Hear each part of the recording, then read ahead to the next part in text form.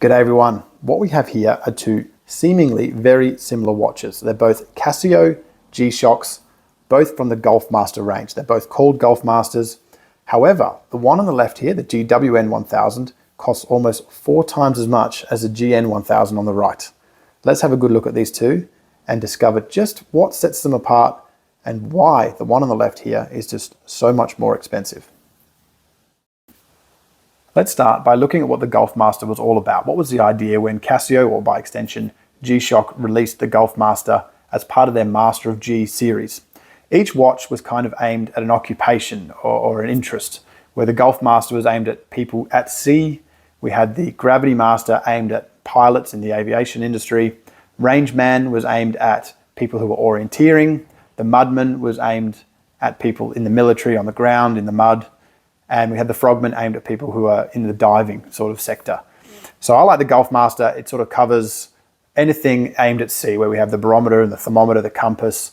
They've got good water resistance, very long bands for going around, wetsuits and all that sort of stuff. So that was the idea behind the Gulfmaster series, aimed at that sort of sector, and I really like the look of the watch and all the features. So let's go through what's similar between the two watches and all of their features that they have in common. So the features in common are all the features you'd expect to come from Casio and the G-Shock series. You get the basic stuff, which is your analog screen and a digital sub-screen to give you as much information as possible. They both have world time, auto calendars up to 2099.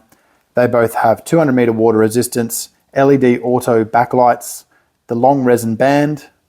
They both have stopwatches, timers, 5 alarms, a signal alarm for every hour, and the automatic hand shift feature. The Gulfmasters also feature the compasses, tide information. Being a Gulfmaster, tide information is very important. Moon information. They both also had thermometers as well on board. So they had all them features. Both these watches have all them features. Anything you'd need when you're out at sea, you want to have a look at any weather information. You want temperature, you want barometer, in case of the one on the left here has a barometer as well. The tide information, which is completely adjustable for where you live.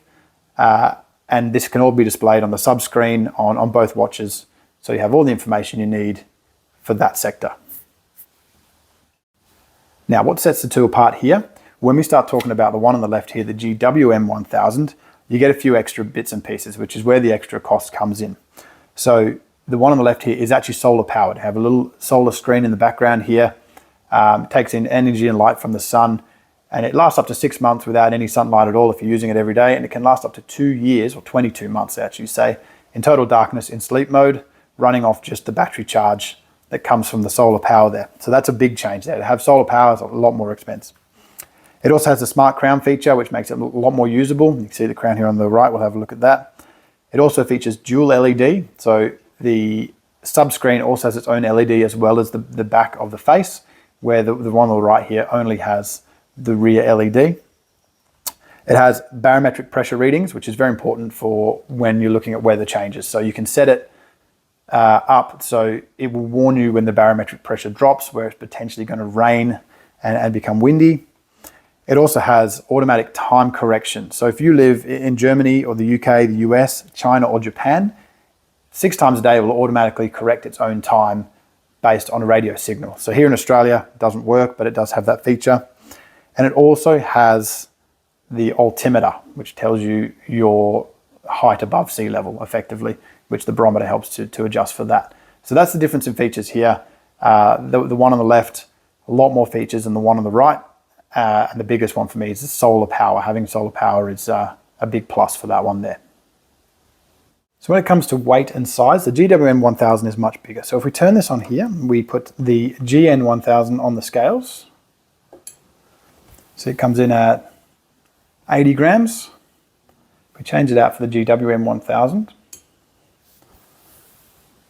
Comes in at 101. So it's 21 grams more weighty than the GN-1000. So there's definitely a bit more weight there and there's a bit more bulk.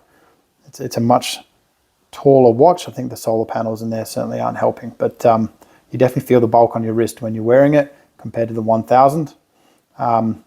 But 100 grams isn't particularly the heaviest watch in the world, but it certainly is a lot more than the GN-1000. It's 21 grams more heavy. Okay, so when we compare the pair in terms of construction, this is a lot lighter watch. Obviously there's no solar power there. The buttons feel a lot cheaper. They got the single hole bands on here, same resin band, they're made of the same construction. It does feel like a bit of a cheaper watch compared to this one here. It is made in Thailand, the same sort of stainless steel back and the shock absorption system that you sort of get used to, but that's a Thailand made watch. These are made in Japan. They've got a very different sort of back to them. It just feels much more robust and quality. I like the feel of the buttons and the smart crown. You're definitely paying for a lot more quality in a watch. Not that this one is bad quality at all. They're both very, very good, but when you compare the pair, you definitely feel the difference in construction there. But there is a lot more weight to this one. So the GN-1000, we'll start with the cheaper of the two. Runs on a standard watch battery, not solar like the other one, and it's a much more lighter unit. We have a sub-dial here to tell us what mode we're in. Currently we're in timekeeping mode. We have another sub-dial here which keeps an eye on the tide. That's a high and low tide graph. We have a moon graph here, which is quite nice, telling us how full the moon is as a visual representation. And we have another sub-dial here that tells us that in this case it's Tuesday, the 19th, and our signal is turned on. If we push adjust here, that'll change that sub-dial to tell us it's the 19th of the 3rd with the seconds. And we can press it again and it'll actually tell us the time with the seconds as well. As you can see in this case here, the minute hand is actually obscuring most of that dial. So if we were to push these two buttons together, this top one and this bottom one here, we can actually move the hands out of the way for a short period of time so we can read the sub-dial. It just says hand on the top there. And they'll stay out of the way for a few seconds and they'll move back. Both watches have that functionality. It's the same buttons. You press the light button and the mode button at the same time and it'll move the hands out of the way periodically so you can read the sub-dial, which is very handy indeed. Okay, like I said earlier, they have pretty much all the same functionality as any other Casio watch with a few little extras. So if we start with the mode button and we'll work our way through them. If we push the mode button once, we go to tide mode. That tells us the current tide for the time written in the sub-dial. In this case, the time in the sub-dial says 6 a.m. We can push this button here, we can change it to 7, 8, 9, 10. We can choose whatever time we want and it'll tell us what the tide is going to be at that time. So it helps you predict basically high and low tides. If you're going fishing at 12 o'clock, what's the tide going to be like? It should be fairly accurate if you've set the tide for your particular home city, which you can do. Next functionality is the world time. Now all the cities are written around the bezel, same as the other Gulfmaster, and we can work our way around the bezel so we can ask which home time. If we want to go to UTC, it's right at the top there, and it'll tell us what time it is in these particular cities as we go through London, Paris, Athens, whatever we need to look at, and it tells us in the sub-dial what time that world city is in. Stopwatch, fairly straightforward, sub-dial runs out as well. Minutes, seconds with split time as well. Oops, press that. And then we have a timer, that's 10 minutes. We can set that time as whatever we want. It counts down from whatever time we set in that case. We have 5 alarms, so it tells us that our signal is on. We have alarm 1, 2, 3, 4, and 5, and we can set those, of course, to go off every single day. Signal on or off is an option there as well. We push it again, it returns to the home page where we have just our normal timekeeping with our sub-dial reading whatever of the 3 options we want to use. So we have a couple other functions on this which you wouldn't normally see in any of these G-Shocks. We have a compass here on this side here. Press that button there and it goes into compass mode. Tells us our heading in degrees and it also gives us a visual representation with the second hand as well.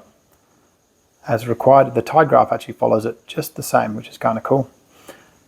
If we press this button here, we jump into a reset mode where it basically remembers our heading with the tide graph and they now read different positions. So you're basically telling the tide graph, I want to face this way. You can lock in a memory function and it remembers our heading. Go back to our home page here. Our next functionality is temperature. Press that button there. It tells us our current temperature, 25.1 degrees. You can calibrate that and set it how you need. It's pretty accurate. 25.1 degrees is about where it's at, where we're sitting right now. So that's pretty good as well, but that's also adjustable. And we return home from there. Okay, we've just dimmed the lights a bit so we can have a look at that LED. Exceptionally bright, very good. Now the sub-dial does not have an LED, unlike the other Gulfmaster. It is just the single bright LED, but it is very, very bright. And the hands and all the numbers around, anything in white, will glow in the dark. So if you hit the LED enough times, they absorb enough light to glow in the dark, or if you go outside then come into a dark room, they all glow very well, and they'll glow for quite a while. But yeah, of all the G-Shocks I own, that is definitely the brightest LED I've got. And that's pretty much all the basic features of this watch. There's a few little nitty-gritty little adjustments you can make and hand shift features and stuff like that, but for a basic Gulfmaster, that is all the features that it has. And we'll have a look at the other one in just a second. Okay, let's move on to the more expensive of the two, the GWN-1000. Now, physically, it's a much bigger and heavier watch. We have this big bezel around the outside here with over and under written on it. Now, basically, that is to tell us if we have altimeter changes, barometer changes, all that sort of weather-related hiking stuff that this watch is designed to do. We have the main sensor here. That is our triple sensor for temperature, altimeter, barometer. And we have a smart crown here on the other side.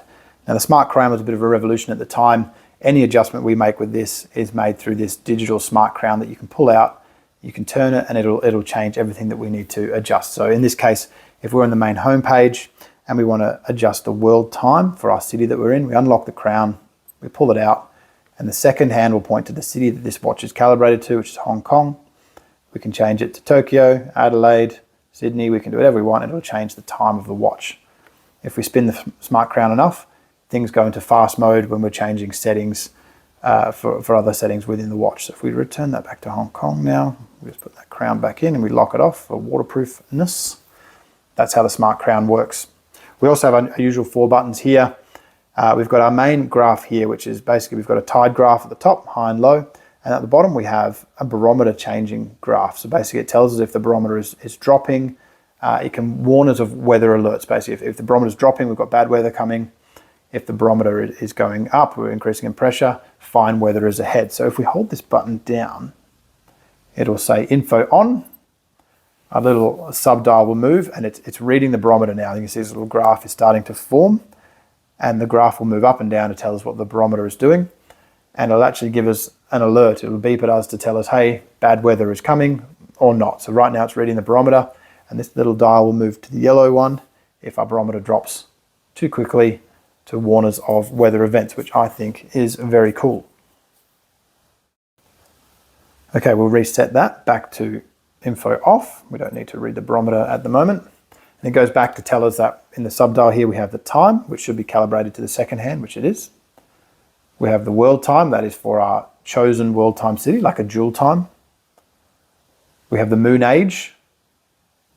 We have the day, Tuesday, the 19th of the 3rd. And we go back to that barometer reading there as well, and then goes back to the time. So that's all the sub-dial options we have for this secondary dial. If we move now into this one, world time, we can obviously change, that's Sydney time. We can change that so it displays on the main home page for our dual time. We can, as we did on the other page, go to the smart crown here. Tells us that our city is Sydney. We can set the world time whatever we want. Any city in the world that's written on this dial. And there's quite a few overlaps because most cities are on the same time zone. So it pretty much covers every city that you need. And we can set our world time there. And that is as simple as that. Press that button there. It tells us what city we're talking about. And it goes back to its normal time. If we press that button, it tells us whether it's AM or PM. You can see there's a little A in the top and there's a little P. So we see the time in the city, but obviously it can be AM or PM. This one here tells us our home time. It's 10:21 AM, but if we press this button, it says, oh, well, that's PM. So it's 5:30 PM in the current city. So that's how we decide whether it's AM or PM in that particular function. If we move on to the next one, it tells us our tide. It tells us the date, because we can obviously set a date and a time so we can see what the tide will be like in 3 days' time at 6 PM. We can set all them very similar to the other watch there. So I can say, oh, 7 AM, 8 AM, and we can also set the date as well in this case. And a little tide graph here, well, as we can see, it's moving. It'll move to tell us what the tide's doing at that particular time in our home city. That's how that one works there. It'll also tell us the moon. We can set the moon age at whatever time and date we want as well. So I can change the date to the 24th or the 25th or the 3rd, and it'll tell us that the moon age will be 14.8 days old, and it's waxing from there. Very interesting, but we can determine what the moon and tide will be doing in the future. If we move on to the next function, stopwatch, pretty straightforward. Stopwatch, split stopwatch, nothing too crazy there. We also have a timer. In this case, I like the other watch set to 10 minutes. It'll count down and we can get it to repeat if required. We have our 5 alarms. So alarm number 2 tells us the time, 1, 2, 3, 4, signal, alarm 1. We can set all our alarms, turn them on and off as required. RC, now this is when it is receiving a signal from one of the signal senders in one of the countries. So here in Australia, we don't get that, but if you're in the USA, the UK, Germany, China, or Japan, that will work. It'll automatically 6 times a day receive a time correctional signal, and the time will be perfect as long as you've got this turned on. You can turn it on or off. In this case, I turn it off because it does not work here in Australia. And it goes back to the main time. Now you may have seen there in the corner, if we do that again, it says M. M is for medium battery.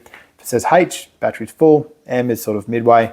And you've got L for low battery. It also has a warning when the battery is low on this particular watch, and it'll enter into sleep mode and tell you to charge the battery. All you got to do is put it out in the sun, and the little solar panel here, which is all this background here, this is all solar, that will charge the battery pretty quick too. If I leave this out in the Western Australian sun, it charges very quickly.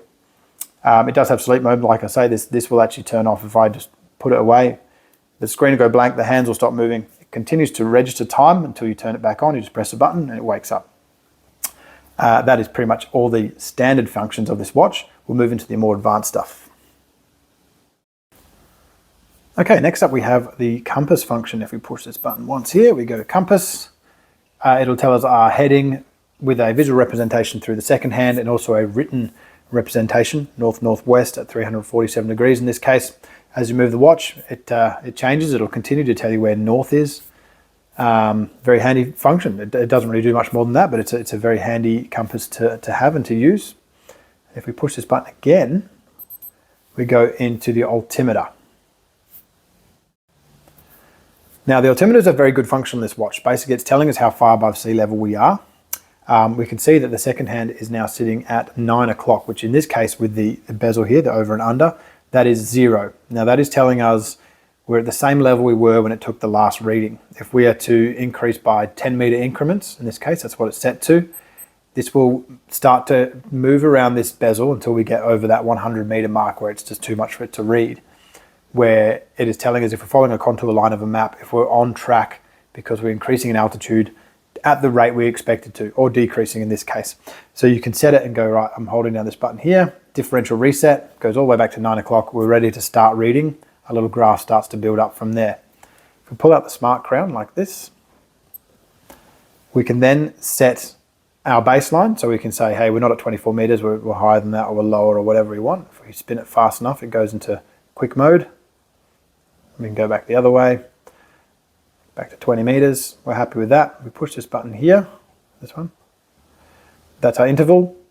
And then we also have the differential. Now, if we want to change that, we can change that to, it's with the smart crown, turns out, 1,000 meters. So our over will be 1,000 meters, and each number on the bezel here, each one of these 1 through to 10, or 1 through to 10 on the lower side, they will be 100 meter increments. So the differential, basically, that's our maximum, 1 kilometer. We can set that between 100 meters and 1,000 meters like that. We can also set whether we want it to be reading in feet or meters as well. That's also an option there. But we set the differential to 100 meters. There's our units, meters, or in case of feet. We go back to our main screen there where we set what our altitude currently is. So we'll change that back to there, change the bezel back to 0. That's basically how the altimeter works. It's a very handy tool to tell you if you're rising or falling, and not something I use often, but when you need to, kind of cool. Okay, let's have a look at the LED light on this particular watch. Very nice. We get the backlight for the main dial as well, and we also get a subscreen light on this one. Looks very good, very tidy. The glow-in-the-dark features are very nice as well. Just not quite as bright as this one. If we compare the pair, this one has a much brighter LED, maybe because it's running on a watch battery, where this one has its own solar battery system, and I guess it's maybe a little bit dimmer for that reason, but honestly this one's probably too bright. But very nice. We can set that between 1 second, 3 second. We can also set the light to be automatically coming on every time we tilt the watch. But yeah, I'm very happy with that. That's bright enough to do everything I need it to do.